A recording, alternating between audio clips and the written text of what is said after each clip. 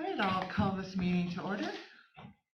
Aisquel, CM Nasiea, Aisquelwan, Quanasilam Nala. I'd like to acknowledge that this meeting is taking place on the lands of the Halkidiki speaking people, specifically the Comiton Village.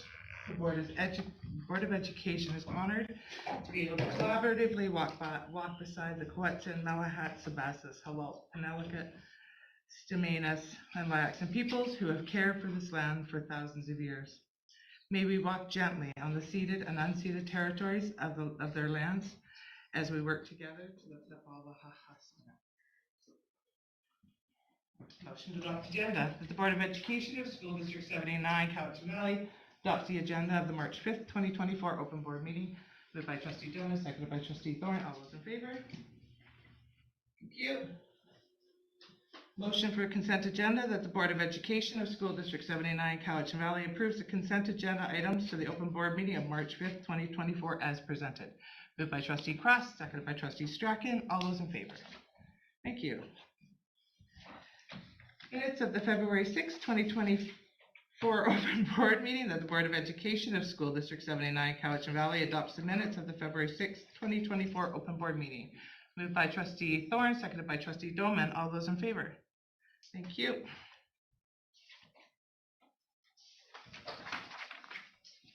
Recognition and delegations, our favorite part. Today, we have two very special recognitions. So today I'd like to start with our kids.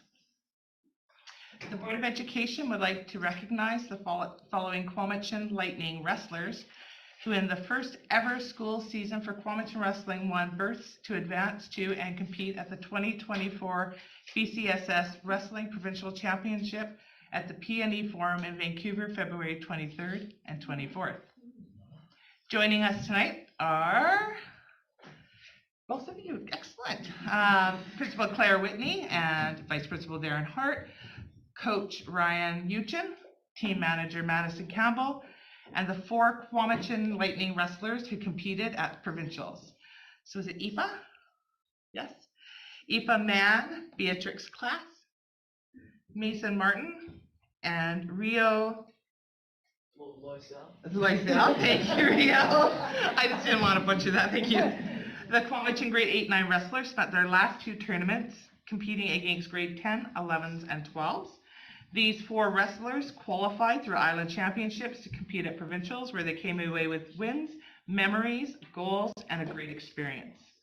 Each of these wrestlers were able to walk out of the PNE Forum with a win, an amazing accomplishment for these young wrestlers.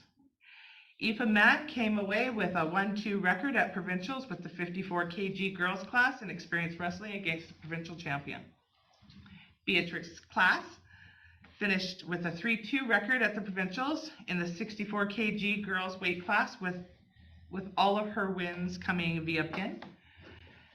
Mason Martin battled through a tough 1-2 record at provincials in the 51 kg boys class, and he was explosive and offensive throughout the entire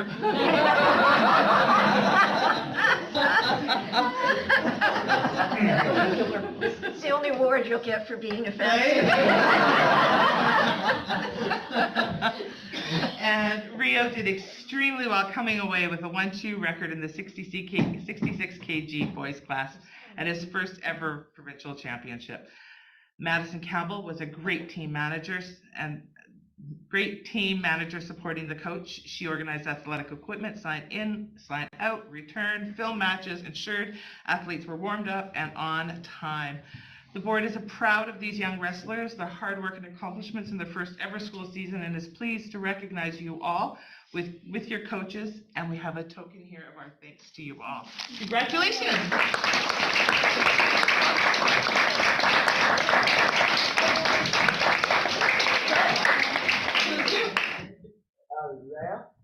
Nice to meet you. Nice to meet you, Aoife. Congratulations. She's hoping you guys don't use any of your moves. And nice to meet you, Reason. And of course, coaches. Coach unfortunately became quite ill this afternoon and really regrettably is not here. Can I send these 2 cards for the coach and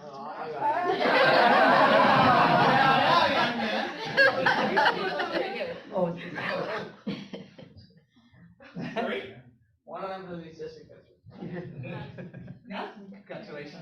Thank you. And thank you all for coming here tonight and allowing the board to have the opportunity to recognize you for your great accomplishments. Thank you.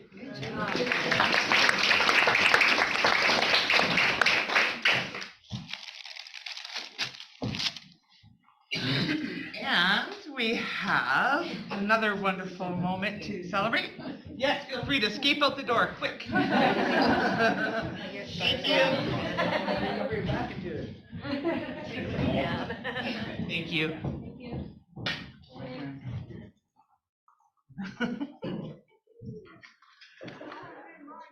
Tonight, we'd also like to recognize our district psychologists.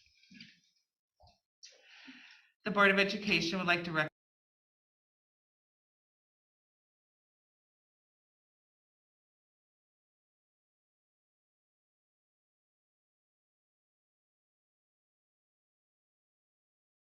psychologist credentialing is changing in BC.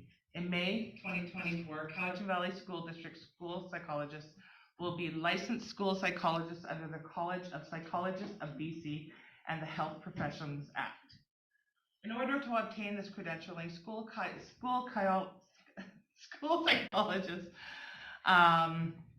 were required to pass a 2-hour written jurisprudence exam. All 3 school psychologists have now successfully completed the exam.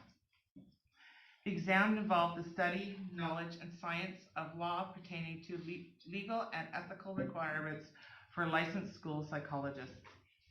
The board is proud of the extensive work Lila, Kelly, and Rhonda have completed to become licensed school psychologists under the College of Psychologists of BC, while continuing to provide great support to schools and to our learners. We are pleased to recognize you, and we have a token of our thanks to you all.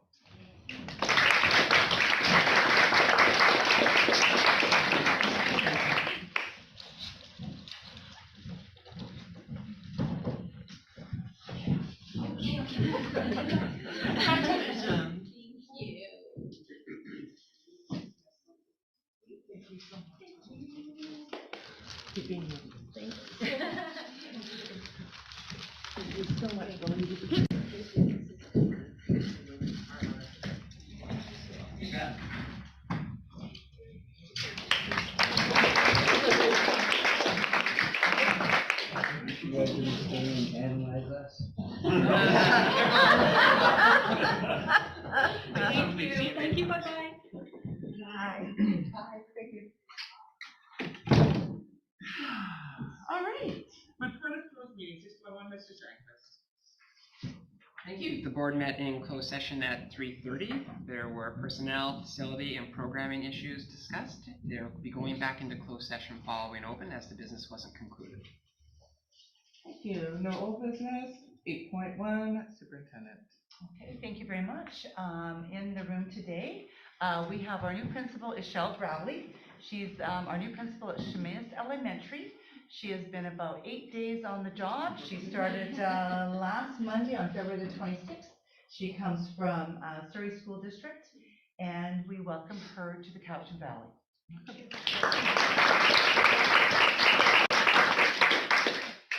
Second on our list is Nicole Davey. She's our temporary principal at Maple Bay Elementary.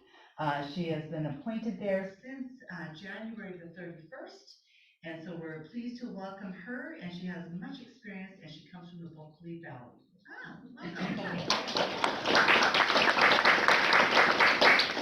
And certainly last but not least, we have Chris Baker back there in the room. And Chris Baker is returning from a very, very small hiatus, maybe only about 2 or 3 weeks. And he has returned as of February the 22nd, and he's re-engaged with us as a capital manager within operations. So welcome back, Chris. Welcome. Did they put a revolving door on your office yet? We're glad you're back. Yes, welcome back. Your coffee cup's still in the cupboard. A little more dust on it. So thank you very much. I appreciate that, and you're certainly welcome to leave at your leisure whenever you want to, okay? Yeah, that big gallery is. It's you guys. So moving on to 8.1 to principal and vice principal update, you will find attached on page 24 of the agenda package is a list of all principal and vice principal assignments.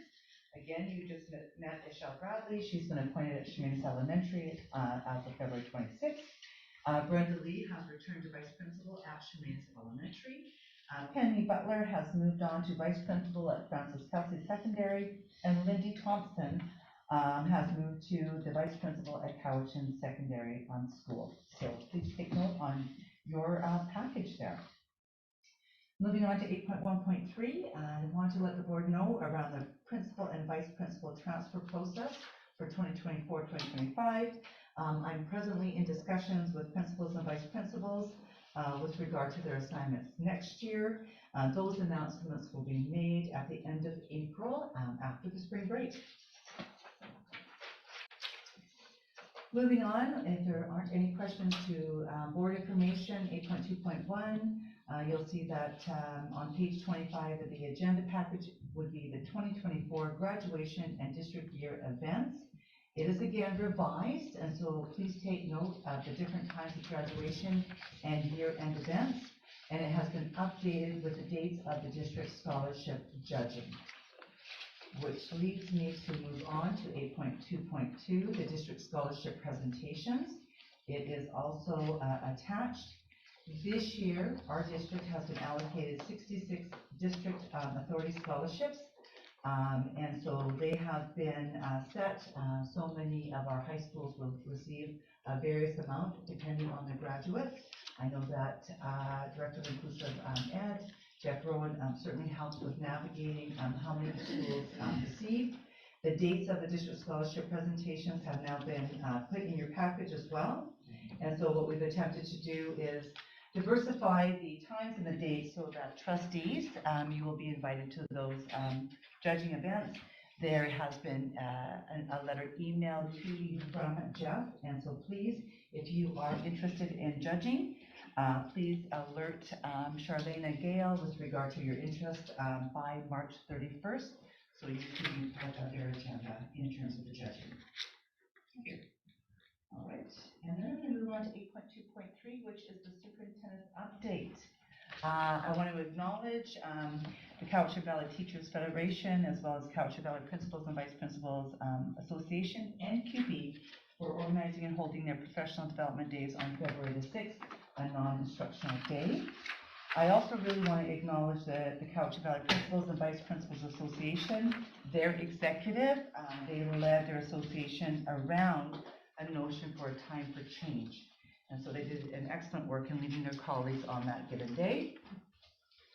We also have a skills and trades update. I had the great opportunity to head up to VIU on February the 29th to see our students in the district compete at the Skills Canada Regionals from 9 a.m. to 12:30.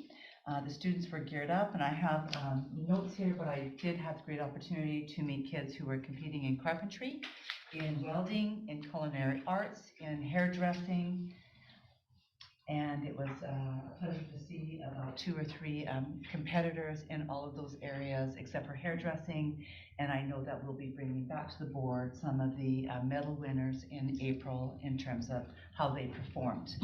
Some of those medal winners, if they place gold, will compete at provincials in Abbotsford on April 17th. In addition to that, on March 6th, the District Careers Department organized the GearBot and SumoBot Skills Canada competition at CVault from 10 a.m. to 12:30. Students in this competition use their computer programming skills to maneuver a robot around a map to efficiently go around hitting various obstacles. And so in order to win the SumoBot competition, they must push their opponent out of the sumo ring. So that's been happening. They've been very busy because they've also organized on April 16th, 30 students will be attending the Women in Trades Training Program event at Camosun College from 9:30 a.m. to 2. And this event exposes students to a variety of hands-on activities and trades and career options at Camosun. Dual credit update. On February the 14th, 20 eager high school students from across the district started their early childhood education program. 131 course, Principles and Practices of Wellness at Vancouver Island University, Cowichan campus. On completion of this course, students can work as an early childhood assistant or continue on and complete their ECE diploma after graduation. This course has been offered to our students for the last 3 years as part of an ECE expansion pilot project from the Ministry of Education and Childcare. Moving on to early learning events, we're moving on to the little people. So we have Ready, Set Learning events that are being sponsored by the Ministry of Education and Childcare. This has been going on for a number of years. So we have Ready, Set, Learn community-based events happening across the district at various locations. And so these are occurring from April the 2nd to April the 30th at 4 different areas across our geographical location. We also have our Ready, Set, Go events. They are school-based. This is the ones that the kindergarten teachers organize, and they are starting in May. The theme for the community-based events are dinosaurs, and the theme for our school-based events are frogs. So I think that we can always remind ourselves that dinosaurs still stay as part of the trend around some of our early learners. Moving on to BC Student Learning Survey. The survey is open from January the 8th to May the 3rd, and this is where students and parents in grades 4, 7, 10, and 12 complete the survey if they so desire, and this is evidence that we collect and help to support decisions around the district. There was the French Immersion Celebration Week, February the 4th to the 10th. Ecole Montprevost recognized French Immersion Celebration Week with sharing fun facts about French immersion and Francophone culture. They also came together to prepare for their annual winter Carnival week, which we do have some photos of that Secretary Treasurer is putting on the screen. And so at Ecole Cobble Hill, the children, parents, and staff of Ecole Cobble Hill celebrated Carnival the week of February the 5th through the 9th, coinciding with that particular week we just talked about. Highlights of the week included Carnival opening ceremony on Monday, canoe races in the gym, Wear Plaid Day, Carnival games, potluck, French Canadian Film Festival, and at the end of it, Carnival parade on the Friday. And then at Ecole Montprevost, during the week of February the 20th to the 23rd, children, parents, and staff at Ecole Montprevost celebrated the spirit of Carnival at their school. So a few photos there showing the number of events that were happening. A little bit of a collage. Then, of course, we had Pink Shirt Day, so we have some photos of the Grove and Seavolk. So you can see that they have their pink shirts on. And of course, Anti-Bullying Day this year, so we have everyone dressed in pink there. And then we have some pictures from Lake Cowichan. So you can see that they were celebrating Compassion Week, and you can see that they were doing a number of activities as well. And if you look very closely at the Compassion Week stickers, you can see that they were celebrating being kind all the time, as well as supporting Pink Shirt Day. And then I just want to share, I think that's the end of our photo show. The International Women's Day is March the 8th. It is a global day celebrating the social, economic, cultural, and political achievements of women. The day also raises awareness of the progress made towards achieving gender equality and the work remaining to be done. The same theme, the Government of Canada, as well as the United Nations observance, is Invest in Women, Accelerate Progress. And so that is something that's being worked on, and that is this week coming up, International Women's Day. I also want to share with the board that CUPE Professional Development Week, March 8th through March 22nd, our spring break, Inclusive Ed has organized a number of professional opportunities for inclusive education. So during the week of March 18th to the 22nd, Understanding Autism is being offered. 30 spots are available. 10 spots are priority registration for members of the Inclusive Education Department. And successful completion of this professional learning opportunity can be used as one of the qualifying requirements where additional training for autism is required. So shout out to Inclusive Education for organizing that for our adult learners. Just to let the board know that as a superintendent, I approved an out-of-province student travel. International student program are touring the Rocky Mountains from March 18th to the 21st, coming up during spring break. So they'll be en route, enjoying their time, exploring BC at its greatest. And then just a reminder of 2 out-of-country trips that the board has approved. Cowichan Secondary International Student Exchange to Lyon, France from March 9th to April the 6th, as well as Cowichan Secondary Educational Tour to Spain and France, March 10th to the 21st. And our very own Director of Inclusive Learning, Jeff Rowan, is going to be in attendance on that. Ladies. Félicitations. Nobody ever asked us if we want to go. You cannot marry the organizer.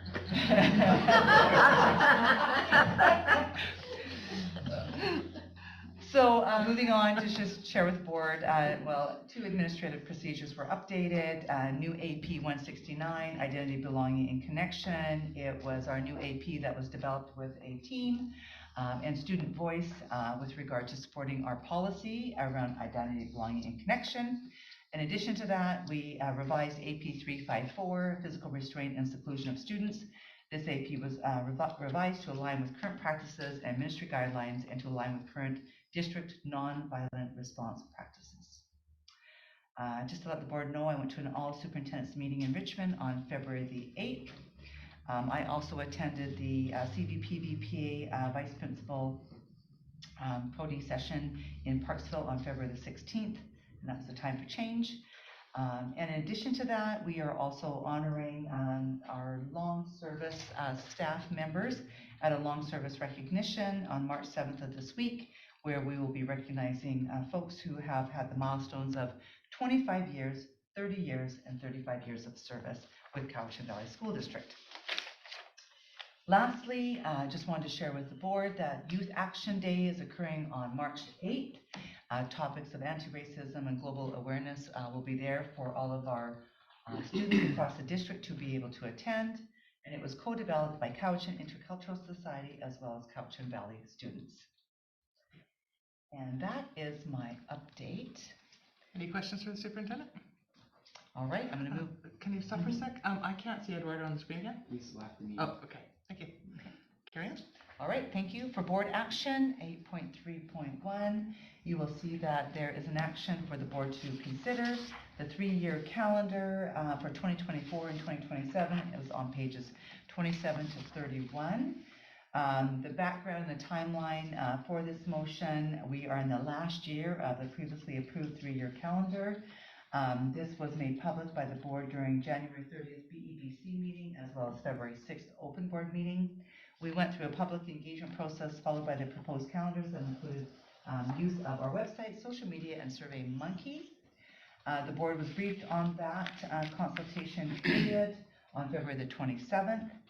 And here for the board's consideration is the 3-year calendar that the board would approve it as presented and direct staff to prepare the final documentation to submit to the Ministry of Education by their deadline of March the 31st. Any questions before we get to the motion? No. All right, that the Board of Education of School District 79 Cowichan Valley approves the 3-year calendar as presented and directs the staff to prepare the final documentation to submit to the Ministry of Education by March 31st, 2024. Moved by Trustee Croft, seconded by Trustee Thorne. Any questions? Hearing none. All those in favor? Thank you.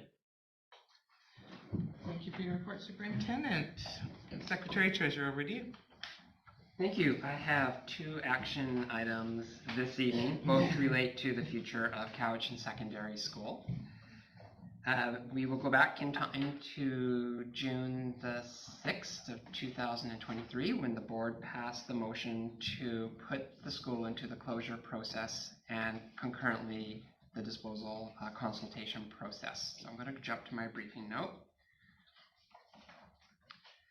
So over the 6 months that followed that motion, the board held a public meeting that happened on November the 14th, where the public came and provided feedback following a presentation that we made in regards to all the data requirements required to make the consideration around closure of the school.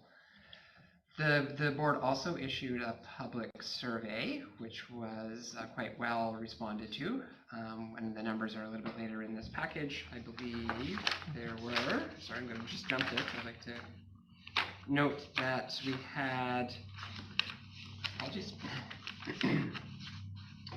over 200 responses to that survey. That data was then consolidated and brought to the board at a board planning session and made available to the public on our website around the middle of January. The board also received feedback from the students through the District Student Advisory Council, which was a really fun meeting to attend, and the students had a lot to say about the future of the school, about whether to close it or to dispose of it. And then as well, the board took the question to the advisory committee, which is a committee of the board that has all of the partner groups on it, where again, it was discussed around whether or not to maintain the school for future use or to close it and potentially dispose of it. So the first question here for the board is related to the closure of the school. So the consultation does require that these items that are up here on the screen are considered. And we believe these were answered in the package that was presented publicly, and it's included in the agenda as well. I didn't want to rehash it into the briefing note because all that data was nicely packaged in the public presentation. And for the most part, the board's closure policy relates to closing a school and relocating and basically taking those students and dispersing them to other schools. So it was essentially designed for a downsizing of the school district, the process. Not so much designed for picking up students from one building and moving them to a brand new building, but the same process has to be followed because it is the board's policy. So there really are very little impacts because the catchment areas do not need to change. The programming is enhanced. There is room for all of the students at the new location as it is the same size. So on the question of closure, there's a recommendation here that the Board of Education hereby permanently closes Cowichan Secondary School located at 2652 James Street, BC, the facility number effective December 31st, 2024. Now we're using that date to give some buffer time for transition to the new school. So that's specifically why that is here at that date and not June 30th. So if there's any questions, I'm willing to entertain those. Questions for the Secretary Treasurer before we get into the long list of motions? Trustee Croft. I was just gonna say, so moved. I got a few You of them. still have questions, right? After so moved. Absolutely. Seconded by Trustee Thorne. All those in favor? Excellent. Let's go. So number 2, that the Board of Education of School District 79, Cowichan Valley, give first reading to the Cowichan Secondary School closure bylaw number 2401. Moved by Trustee Thorne, seconded by Trustee Lise. All those in favor? That the Board of Education of School District 79, Cowichan Valley, gives second reading to the Cowichan Secondary School closure bylaw 2401. Moved by Trustee Doman, seconded by Trustee Strachan. All those in favor? Thank you. That the Board of Education of School District 79, Cowichan Valley, considers giving 3 readings to the Cowichan Secondary School closure bylaw number 2401 at this meeting. Moved by Trustee Thorne, seconded by Trustee Lise. All those in favor? Thank you. That the Board of Education of School District 79, Cowichan Valley, gives third and final reading to the Cowichan Secondary School closure bylaw number 2401. Moved by Trustee Lise, seconded by Trustee Doman. All those in favor? Thank you. Having passed the bylaw, which is required around closure, the board can now consider the question of whether to maintain the facility in inventory or to apply to the ministry for approval to dispose of it. So in making this decision, those guidelines are set out in ministry school building closure and disposal guidelines, which say that the board must consider the future enrollment growth in the district, including kindergarten to grade 12 adult programs and early learning. Consider alternative community use of surplus space in school buildings and other facilities, and a fair consideration of the community's input and adequate opportunity for the community to respond to the board's plans for the school. So this was included in both the survey process and the board's public meeting and the advisory conversations and the DSAP conversations, and that feedback is consolidated as well within this agenda package for the board. So through that, through the survey and through the public meeting, we would find that about 2/3 of the respondents felt that the board should dispose of the property, given that the data that we had shown didn't show significant growth or really any growth in the central zone, given the current enrollment trends that we're experiencing centrally. We also had the consideration of the facility condition index, which was, there's a reason the building has been replaced, and it has to do with the seismic repairs that were required on the facility. Also, what's required is that there's a consultation with local governments, and we can say that has occurred, although we can't say what's occurred there because that is a closed agenda item.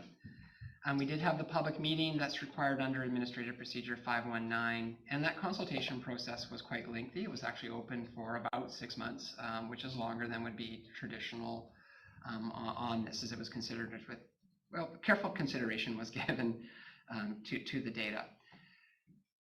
So we had all these motions, and they're up here in the briefing note, and this is what really started it, that we needed to answer these questions before the board could make a determination. So in the same way, these questions are answered within the public document that was part of the presentation and put on our website, and that is included in the package. So having considered the 10-year enrollment estimates, which are in the package that don't show significant enrollment growth per Beauregard demographics, knowing that the new Cowichan Secondary School is designed for a 400 capacity addition in the event that the secondary population does increase, and it will. We know through the budget presentations, you've seen there's a bit of a wave coming through, but right now we still have this 5-year low on our birth rates, that the last 5 years have been so low that it's going to be a number of years before we see anything significantly happen on our enrollment in the central zone. And in making a decision around whether to apply for disposal approval, this isn't the actual disposal motion, then the actual effort of making a disposal. There isn't a buyer in the wings with a motion like this. What this does is it directs, you basically make a declaration that it's not required for educational purposes for the next 10 years. And we believe the data supports that. And the second part is that this is an application to the ministry to apply for that approval, and that is lengthy and significant, and there's a fair bit of back and forth that happens between the board staff and ministerial staff to make that business case and demonstrate for sure that it's not going to be required for future use. If the ministry says, okay, the Cowichan Valley School Board, you may dispose of the property, then you enter into a whole new phase of local government consultation to see if there's an interest there, and if there isn't, then that's when it would potentially become available for public procurement. So there's a second phase to this. The first phase of what we're asking the board to consider is that whether it's required in the next 10 years, and whether the staff should prepare the package for the ministry to apply for the disposal approval. So before we get to the recommendation, trustees, do you have any questions, any kind of clarity? Trustee Kraft? Yeah, so I'm wondering that were we to give the thumbs up to this evening, are we expecting to put out a press release? And a two-part question, would that press release have a very succinct and clear explanation of our rationale? Have we thought about it? Maybe not. Superintendent? I can respond to that. I think that would be of the public interest to hear what has occurred this evening in a press release. And we Clear, powerful statement. I mean, do you have a director of communications who would be able to actually pull that off? So, Yeah, no, we've got some very powerful information here. Yes, it'd be nice to share it. Trustee Duman? The next process, once this goes to the ministry, how long is that going to take? The process requires that first the ministry evaluate the package that we submit. And to be honest, that's probably not going to arrive on their doorstep until after spring break. We're getting tight on timelines to finally package everything, although Claire and I have been working along through this process in getting that ready for the ministry. They then have to do their own analysis. It then goes out for 90 days worth of consideration from other areas of the provincial government. So if the health ministry had an interest or some other ministry said, we would like that property, that is a priority for a government because it is a publicly owned property if it can stay in the public's interest. That doesn't mean that the board wouldn't receive proceeds for it. It just means that there's the ability for a hand to go up, and then the board has to entertain that negotiation. I think, given that this is a provincial government election year, not likely to have that turned around too quickly, because our minister, the Minister of Education, the government will shut down as they move into the election process. And we'll probably be waiting for the new minister to actually give the approval, which will take some time, if there is a new minister, regarding the briefing, the process, etc. So if I'm going to give you my prediction, we're likely a year away from having an answer and being able to move forward with actually then beginning to think about how it could be disposed of. So that's my best guess. Trustee Thorne. I just have one question, and it's probably not thought of by a lot, but it is by me. What if province decides to come back to us and say, okay, District 79, you've got X amount of dollars for a new high school. Can you then take this high school as part payment? It isn't part of the contract for the new high school. So I do not believe that's their process. However, if this money comes into the board's bank account and the board asks for a new school somewhere, sometime, this money will be and it's sitting in the board's bank account, they will say to the school board, you have the ability to make a contribution. Much like you made a contribution on Quetzon Secondary when it was approved, you've already made a $2.2 million contribution on the new school. Having these capital funds available, should the board wish to buy a new school site in the future and there isn't ministry support, you could potentially do that without government's help. But they will come and ask for, if you have money in the bank, they ask for a local contribution. Any other questions before we get into these recommendations?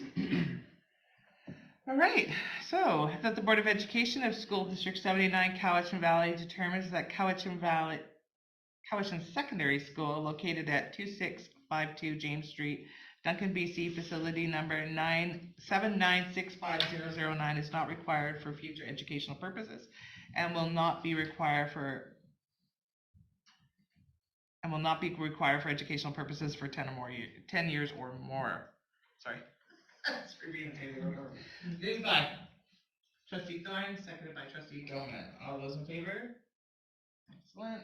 That the Board of Education of School District 79, Cowichan Valley, apply to the Minister of Education and Childcare for approval to dispose of Cowichan Secondary School located at 2652 James Street, Duncan, BC, facility number 7965009.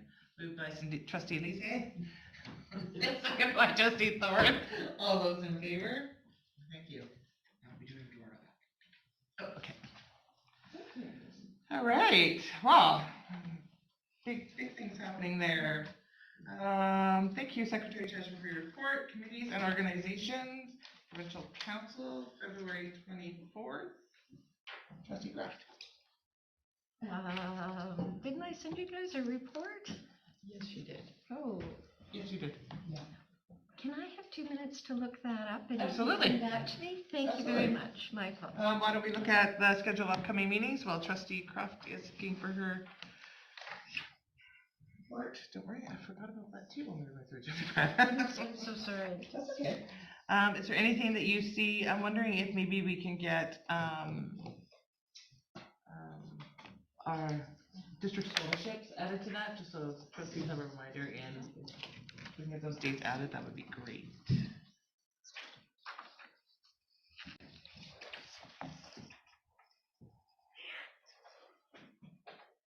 And trustees, can I ask who is attending Vista? So Trustee Lee, Trustee Sousa, Trustee Kraft? Yeah. Might be a little late, but yes. Okay, great. All right, Trustee Kraft, back to you. Yeah, thank you. So the February meeting is a bit of a, I don't want to say housekeeping because it's important, but it's a lot of administrational stuff wherein Provincial Council gets to review a number of reports and minutes from the previous few months from directors and committee meetings. So there weren't really any surprises, but there was a preview of the budget. And so we voted on the fact that this particular budget draft budget could then go to the AGM. And so we had some opportunities for some conversation. We didn't pass the budget. We said that it could move forward and that it had been reviewed. So some of the interesting pieces on that was that, thank goodness, February provincial council meetings will now be virtual, which, darn it, we won't be stuck in a snowstorm in the Harbour Airport in Vancouver, but we'll just have to go with that. So that's good. And those savings will actually address some rising expenses at the AGM, which of course needs to be in person. And I also learned that Advocacy Day is actually part of a 4-year process.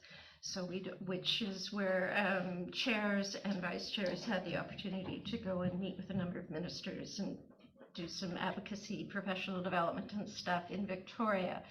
So they're moving some of those things to online rather than in person. And so we have asked that maybe when we do online meetings of any sort, that there's some networking time rolled into that. So anyhow, the committee seemed very receptive. We'll see how that goes. The Indigenous Committee indicated that they were looking for a budget increase. It wasn't included in the draft budget, but I suspect that it is being favored by those who are making the final decisions. A little bit of an increase in membership fees, which is 3.05%, so hopefully we can manage that. A lot of stuff going on with inflation, overall costs, and that kind of thing. I thought it was a cautious budget, well explained, and there we go. And as I said, there are 128 more pages to the stuff that we looked at, and I'd be glad to share that with you anytime. So, sorry, is that helpful at all? Is that give you some kind of sense of what we did? Thank you, Trustee Craft. Any questions? Hearing none. Question period. Do we have any questions from the gallery? No? Do we have any questions online? We have a representative of the Principal Vice Principals Association online, and that individual has not submitted a question. That's our only member of the public. Excellent. So hearing none, motion to adjourn, that there be no further business and the meeting to be adjourned, moved by Trustee Tillman, seconded by Trustee Strachan. Thank you, trustees. Let's take 5 minutes for our break. All those in favor?